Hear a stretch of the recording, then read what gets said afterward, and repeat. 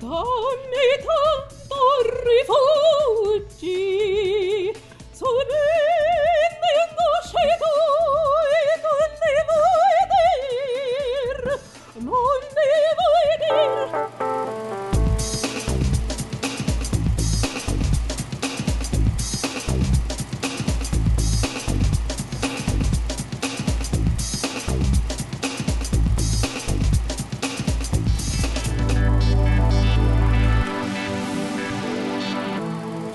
Welcome to CinemaU. I'm Casey Tony. And I'm Rebecca Eady. Artists have a huge part in influencing our culture. From the small ads we watch daily to the feature films we watch in theaters, art is everywhere. These artists have to get their start somewhere, and well, somewhere is right here in Northwest Ohio. Students from around our region are growing into brilliant filmmakers that will be influencing our world very soon. Today, CinemaU wants to introduce you to some of these rising stars. The first artist we want to introduce you to is Zach Esposito. He's a digital arts student in the BGSU School of Art. Zach's film, Once Hat, is a project he turned in for character animation class. Let's take a look.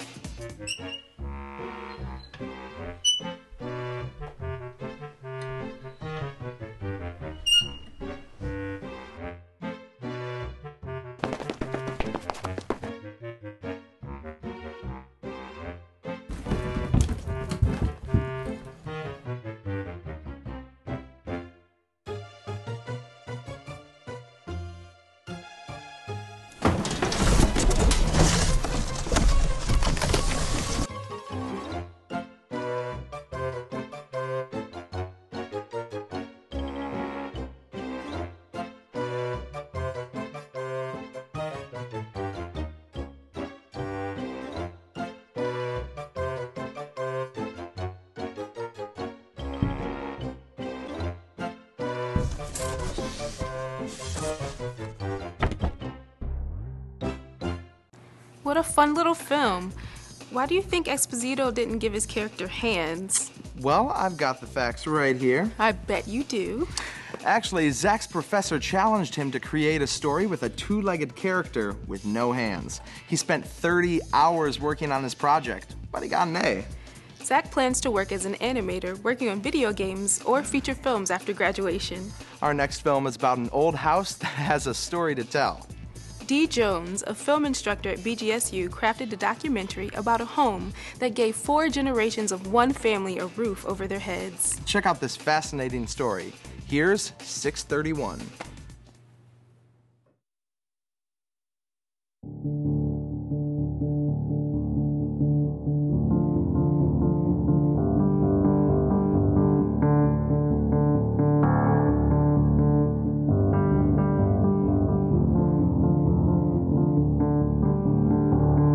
Naomi and Cecil Dow, they didn't move on to Ridge until 1955-56, which would have been 3 or 4 years before I came along.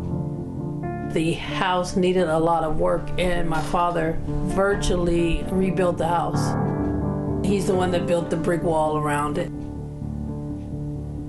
but didn't have a garage, so he built the garage.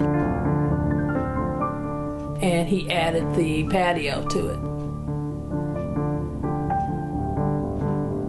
My father for many years was the business agent for Youngstown. It was a political position. She did not work at all because he made a pretty good living. Back in the late 50s, early 60s, we were considered pretty well-to-do. My mother had a brand new Cadillac and a mink coat, and I was the only child.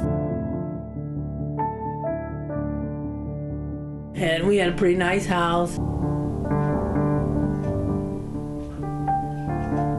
And they always had dinner parties.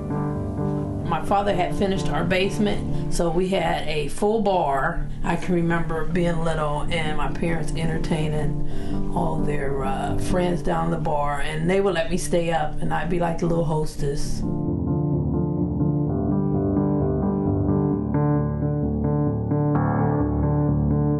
My mother and father divorced in '71, so it was just me and her, and he moved out and got remarried. That was kind of a low point in our lives because then my mother had to go to work, and she started doing domestic work. Again, something that she had did years ago back in the 40s. We were on welfare. We stayed at the house I graduated from high school, got married, had Derek, not necessarily in that order.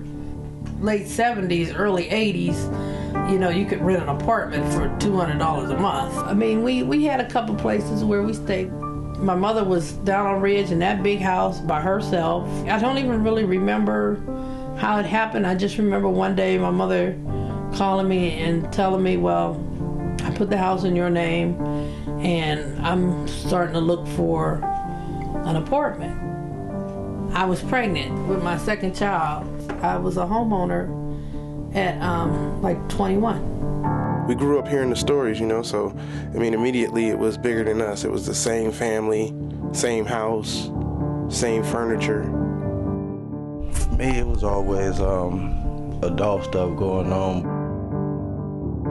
It was so nice to have a house. So me and Dennis, we kind of became the party animals of the neighborhood.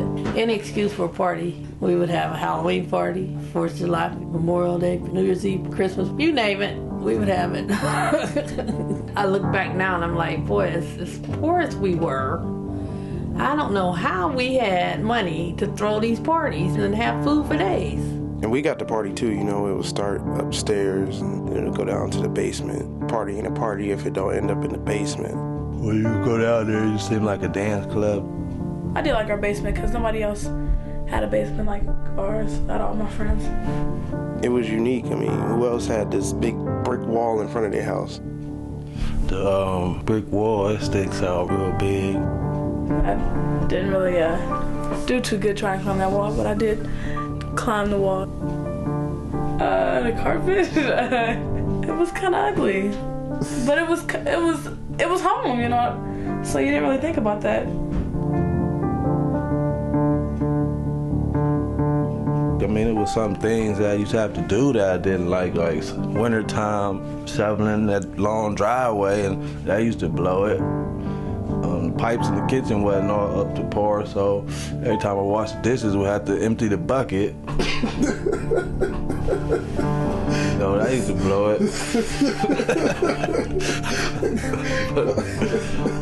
We were poor, but they found a way. I mean, we didn't have the best clothes, we had clothes. We didn't have the best cars, we had cars. And, you know, we didn't have the best looking home, but we had a house. In 1997, me and Nikki, we went to the grocery store. I remember coming down Hillman Street, looking down, and you get to see fire trucks and billows of smoke coming from my house. And I just remember the fireman took me down the basement and showed me where they think the fire had started, and they said that it was started by a smoldering cigarette. From what James told me, he was upstairs in the kitchen and his other friends were down in the basement. And so, of course, to this day, we don't really know which friend started the fire or who did what. Me, my mom, my little sister basically had to, you know what I'm saying? That was our home, so we was in the streets after that. You know, Mom and Nick, they went to live with her friend. But, you know what I mean? I was in the streets at that time. Her friend didn't want me to go stay with him, so I was just basically left out in the streets, you know. I don't know, I never thought that we'd be able to even move back in it. We moved back in maybe about a year later. My father-in-law, bless his heart, he gave me the money to get the house fixed up. I kept thinking, like, what if it happened again and we in the house? Did it about 2000. I wasn't home for this one either. I was at work, and I get a phone call from Marvin Miller, and he said, Joyce, isn't your address 631 Ridge Avenue? And I said, yes. And then he said, I just heard it go over the police radio that they're on their way to your house. Your house is on fire. Oh, Lord, not again, not again. So I guess this time it was from an overload of too much stuff being plugged in the attic. This fire started in the attic, so it was electrical. Fortunately, the fire department didn't knock down any doors this time because Jamie was home. Little James was there, and he was just a baby. But they were okay. But it was real scary. And even now, when I hear a fire truck, I always think, I had really been thinking about moving out of my house because there was still like some holes in the wall that needed to be plastered up from the first fire. The roof had started to leak, and every time it would rain, my bedroom would leak. And I had gotten a few estimates. I could never afford a new roof, ever. So we moved. It's kind of depressing to go down there. I pass by it all the time. I would put it back to the way it was back when Mom was growing up in it. Bring it back to life. Let my kids grow up in it, and their kids and their grandkids see it. You know, it's hard. You live in a house all your life. Do I think something miraculous gonna happen? Truth, I had to say is nah. Hell nah. But it's a nice little thought, little fantasy. Because it's my first home. You know, I look back on that house and I think that it's unfair that the only thing that's keeping you from preserving your history or building your legacy in that home is that you just don't have the money to do it. I don't mean the money to get something. I mean the money to keep what's yours.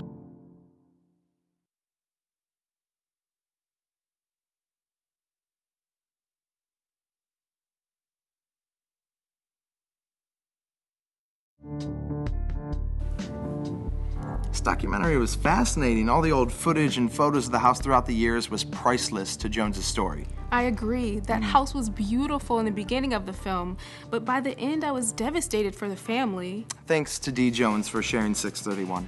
Brandon Limer directed the next CinemaU short film. Brandon created a sci-fi short called One of These Guys is a Robot. It's an interesting short about life in the year 2013. Roll film.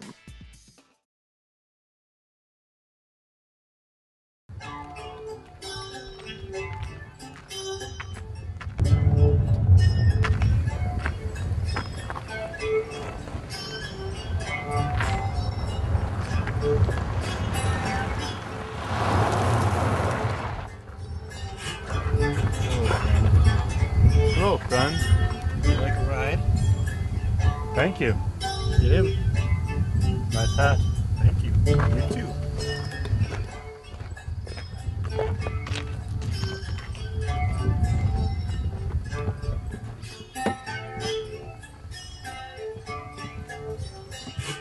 Onward, my friend.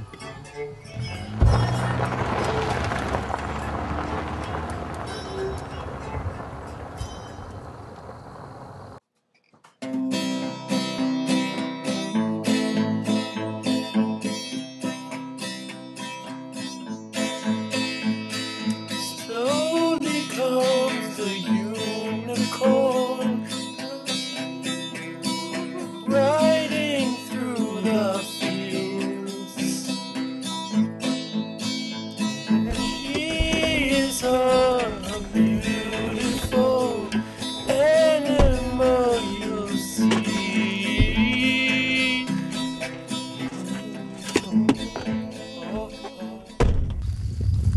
Oh God, I'm so hungry. Me too. Too bad all this corn's irradiated from the bombs. I miss corn. I always hated when it got stuck in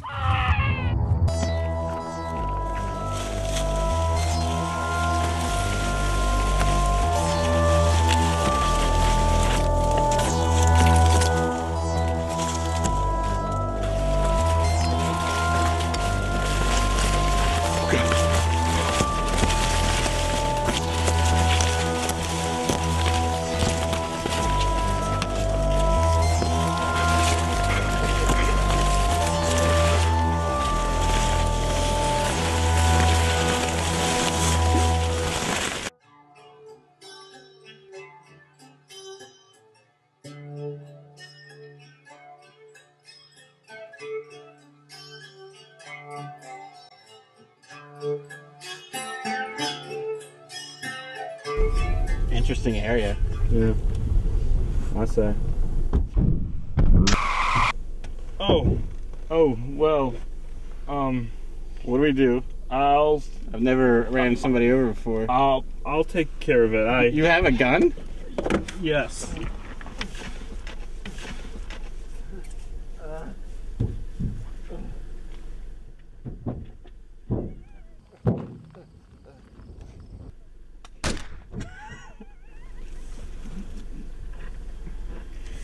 Oh my god, It's okay.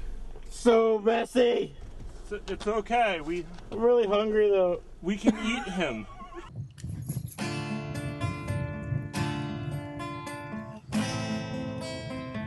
When a child sings its magic, you can feel it in your toes. The unicorn sings like a mushroom, opening through the ground.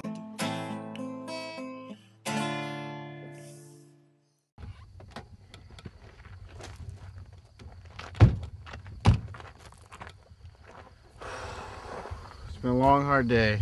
Both But- long and hard. Many miles traveled, many journeys had. Approximately 692. We chased a mutant to a cornfield, and we ran over a guy. And I think, We also ate him, yes. yes, And many other adventures. it's nothing to be ashamed of. I know.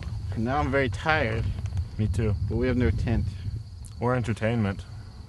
Let's just sleep on the car. Many moons have passed since that accident, since the bombs dropped. Do you want to see my scar? I'd rather not, actually. It's right here. I'd rather not. Let's go to bed. Okay.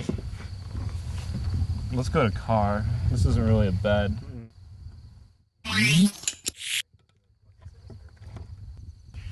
I want to fall asleep looking into your eyes. Let's hope we don't suffer a nuclear attack anytime soon. Sci-fi films are the result of imagination mixed with plausible scientific reality. Who knows, maybe we'll witness a nuclear attack that creates mutants that run through Ohio cornfields. Fingers crossed that we don't. Our next film is titled Self and is by BGSU art student Nick Dariano. This is a story about a guy who wakes up and goes to war with his subconscious. Let's watch it.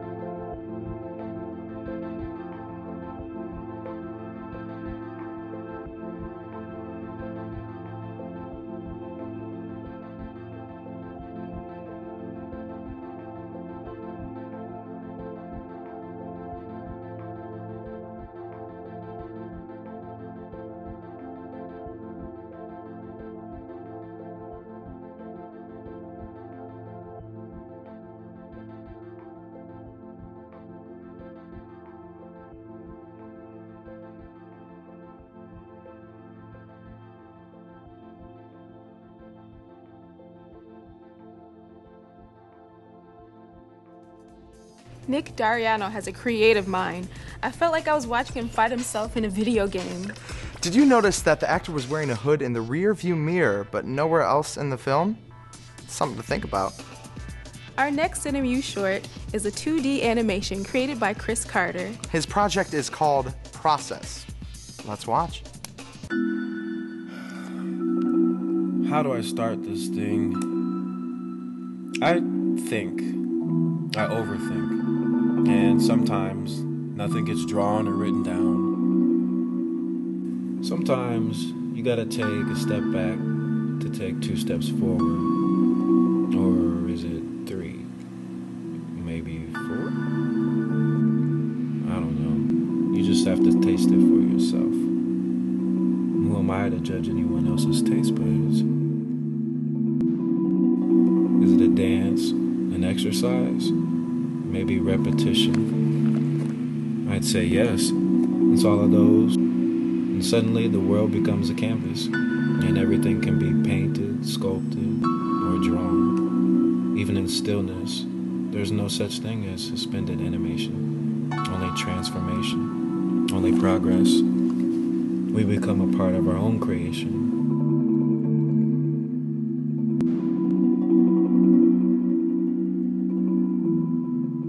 Chris used a process called rotoscope to create his project. He recorded video and then using Photoshop, he colored in each frame of video.